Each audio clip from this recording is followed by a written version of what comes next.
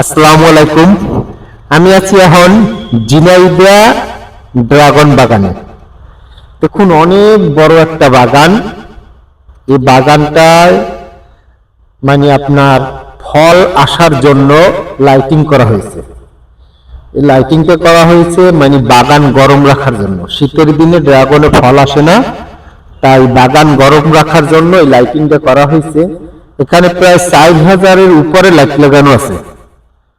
এই বাগানটা অনেক বড় বাগান। আমি এর আগে আরেকবার আসছিলাম, তখন দেখছিলাম বাগানে প্রচুর ফল, কিন্তু এখন শীতের কারণে বাগানে ফল খুব কম। তো এখানে যারা আছে ওনারা বলছে যে লাইট লাগানোর পর বাগানে গাছে ফল আসা শুরু করছে। তো আপনাদের সবাইকে দেখালাম। যদি ভালো লাগে লাইক কমেন্ট শেয়ার দিয়ে পাশে থাকবেন আর আমার জন্য দোয়া করবেন। আসসালামু আলাইকুম।